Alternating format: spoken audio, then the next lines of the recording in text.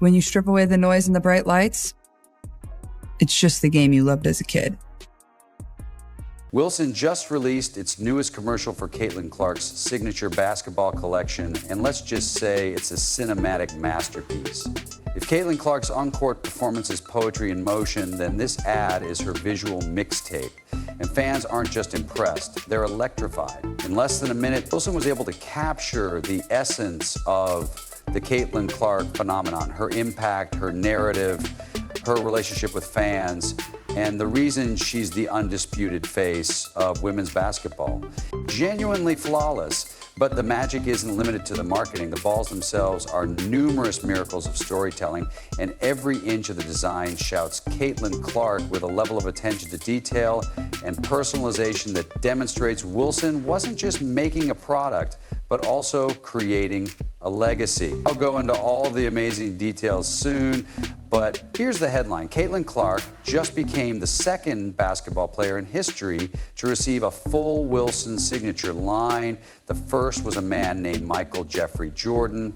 There was no pressure. Caitlin Clark simply accomplished something no athlete has done since Michael Jordan, and that's when the conversation took a sharp turn. Fans all thought, how in the world is Caitlin? Since you won't talk about Caitlin Clark, a Nike insider may have finally revealed the truth. If this is the case, the explanation is not only disappointing, but downright infuriating, especially when you compare it to what Wilson just accomplished with flair, precision, and genuine respect, making her the first athlete since Michael Jordan. Clark is literally the most talked about, Googled, followed, and watched female athlete in the world without a signature shoe yet. It's crazy. It's Nike level crazy. To receive their own signature basketball from Wilson, making her the first WNBA player to do so. Now, back to Wilson. As Nike is fumbling, Wilson is putting on a masterclass. They've been riding with Caitlin since the beginning of her first signature line last year, which was a huge success. It wasn't just a product launch, it was a cultural moment. To be clear, Michael Jordan is the only other hooper to receive this treatment from Wilson this year. They didn't just run it back. Instead, they went bigger, better, and bolder. Let's begin by welcoming Caitlin to the Wilson Design Lab set today as we take a behind-the-scenes look at the product line that we've created. This is phase 2 of the Caitlin Clark product line. Let's talk about the Aspire Ball. At first glance, it's sleek and minimalist, but as soon as the sun hits it, boom, messages start glowing in fever red. Dream big, keep going, and most touching of all, you're gonna be amazing because you are amazing. Caitlin says this to Aaliyah Boston before every game, and it's not branding, it's personal storytelling. The next one is the Envision Ball, which is designed for outdoor play and decorated with what appears to be a trippy maze design until you look closely and realize it subtly spells out dream big over and over again. It's like motivational graffiti on a basketball. Now let's talk about the Oasis Ball, which is dipped in Caitlin's favorite color, light blue, but it's more than just a color choice. One of the panels features a bird's eye view of a golf course, a nod to Caitlin's passion for the game. It's difficult to choose a favorite ball, but this will be up there with them. Finally, the crown jewel is the Embrace Ball. It's regulation-ready Evo NXT quality, built for real gameplay, meant that they had to keep the flashiness in check, but Wilson still worked their magic around the air hole. And tucked inside the Wilson logo is a soft sunburst pattern in, you guessed it, Caitlin's. Okay, so we have Oasis. I will say this is my favorite from Justina. At first glance, the pattern is somewhat abstract, depicting what water looks like. We're going to talk about this next. During one of your Fever home games, we were running some data, and it would sort of track noise and sound whenever you would make a play. How do we take that theme and put it into a design? Well, it was a little bit of a scientific. This is a high-quality basketball, which is what the real hoopers use in the gym.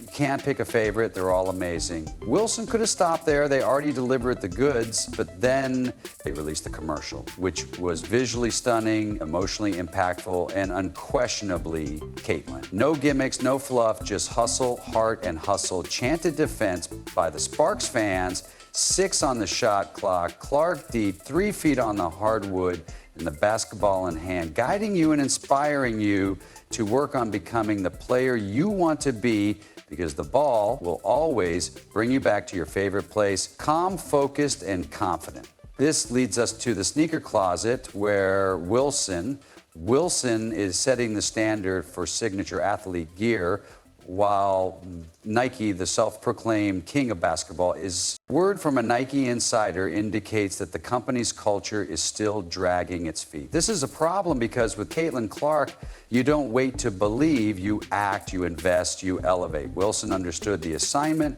and Nike is still looking for the syllabus. What Wilson got right and Nike keeps missing is that Caitlin Clark's appeal isn't complicated. She's a baller with range, vision, leadership, swagger, and she puts butts in seats. You don't need to reinvent the wheel for her. All you need to do is celebrate her passion for the game. The magic of Caitlin Clark is that she isn't trying to sell a brand, she is the brand. Watch her hit the court, and it's intensely joyful and pure serotonin. She isn't chasing viral moments. They happen naturally because she is that good. Even her collaborations with Dude Perfect are must-watch events. And we are now 3 points behind the goal. We'll call it the negative. Caitlin Clark doesn't need any promotion of pre-game fits or anything like Nike's awful promotion, such as "you can't win, so you care," ignoring her. And then there's Caitlin's recent media interview in which she talked about her injury and what she missed most. Not the cameras, not the attention, the game, the grind. That's who she is wired to win, and she is built to get better. I think sometimes the hardest part is just not being able to be involved in practice. Like, I love practice. I knew it was weakness. But this is the bounce back. So good, that's so good. Millions of views, endless engagement, and not a single gimmick in sight. When camp began, Stephanie White, the head coach of the Fever, did a fantastic job. She didn't discuss Caitlin's endorsements or social media following. Instead, she talked about her fire, prep, and hunger. Caitlin Clark shows up every day like it's a Game 7, which is why her fans adore her and why she's the face of this league for anyone who's been tuned in. This is the ultimate mic drop to that tired old take that Caitlin Clark was just handed fame on a silver. We'll go into more detail about how Nike fits into this mess shortly, but first, let's hear from legendary Hall of Famer Cynthia Cooper, who put it best. Caitlin Clark is an incredible beast who is the truth. She was a rookie, so she's right, knock down the three-pointer, get to the rim, and get to the free throw line. She's crafty, yes, very crafty, so sometimes she looks like she's coming off for a three-point shot and then backdoors you for a layup. Wilson didn't just release a product, they captured Caitlin's essence as a basketball player and a person. The end result is not only stylish, but it's downright inspirational. If anyone should be wearing her own sneaker line by now, it's Caitlin Clark, who has MJ-level charisma and gravitation. Where are the Kate Force ones, though? When you compare Wilson's tailor-made masterpiece to Nike's radio silence, you start to wonder if a shoe is on the horizon. But come on, Jordan had his signature sneakers in year one, and LeBron did too. When Nike sees a transcendent star, they usually sprint rather than crawl, so this makes no business sense. Nevertheless, we might finally have an answer. Nike seems to be continuing to fumble the bag when it comes to Caitlin Clark, who still doesn't have a signature shoe, and the merchandise they release for her is extremely limited. Many fans are wondering why. So I'd like to show you two charts. The first one shows your stock price since 2021, and it has dropped by almost 60%. Nike isn't having the best time in the sales department. The classic Jordans and other items aren't flying off the shelves like they used to. They need new blood, something with real cultural force. Caitlin Clark is sitting right there like a human cash register, but Nike is acting like it's still reviewing her application. Why is the most talked about athlete in the nation being slow-walked to the spotlight? Rogers T gives us an idea. Meanwhile, your executives and the people making these decisions have worthless stock options. Their stock options are worthless. And it's not pretty. You have been working hard to try to improve the WNBA and many of its athletes for a number of years. And it seems like you have convinced yourself that this needs to be an either-or conversation. In men's sports, we never have an either-or conversation. And there are about 10 signature athletes, half of whom don't deserve a signature shoe. Did you notice the subtle reference to Asia Wilson's A1 sneakers in that clip? It wasn't random.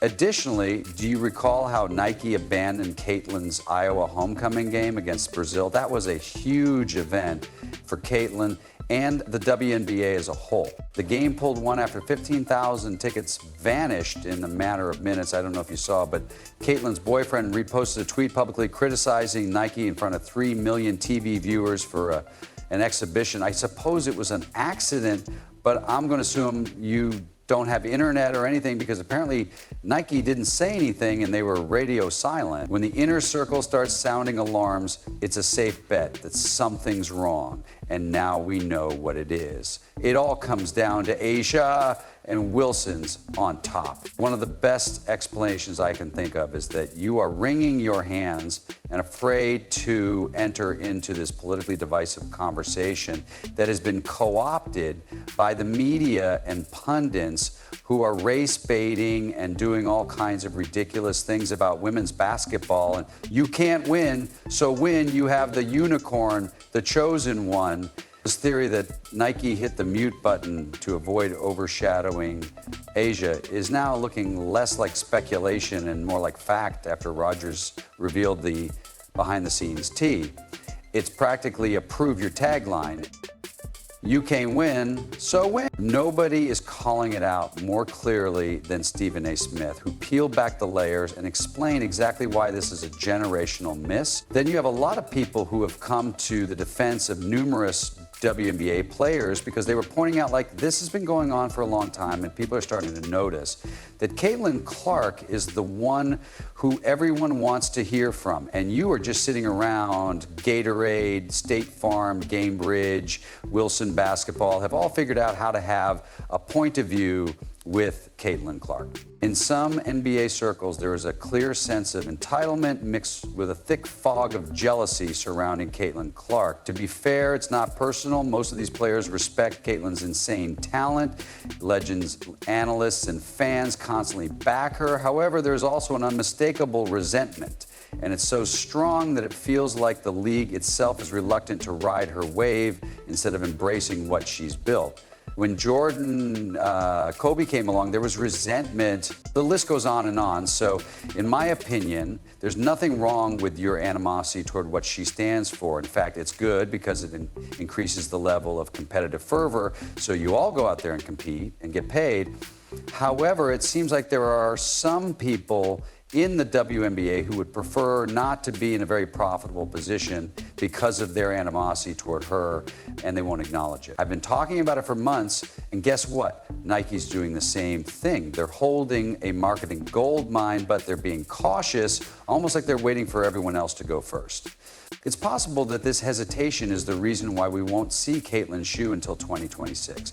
They want to give Asia's line time to boost sales before the inevitable Caitlin tidal wave hits, because once her shoes are released, they won't just top the WNBA charts, they'll rival the biggest basketball shoes in the world, and it won't just be devoted fans who line up. It'll also be the general public, sports dads, little girls in driveways, and sneakerheads. And don't be fooled, this cautious approach may be costing everyone, because every time Caitlin lights up the sports world, the WNBA wins. Teams, sponsors, teammates, and everyone benefits. Slowing that train for the sake of appearances does more harm than good. It's been estimated that Caitlin Clark could be worth $1 billion to the WNBA in 2025, and we've seen what happens when she's not playing. Ticket prices plummet, viewership tanks, and remember that game against the Sky Fever? That's the Caitlin effect, or more accurately, the absence of it. People want to purchase Caitlin Clark merchandise. Thinking twice? It's time to change that. If you believe Nike is making a mistake, leave a comment below, like, subscribe, and turn on all notifications so you don't miss anything. Click the video on the screen, and we'll see you in the next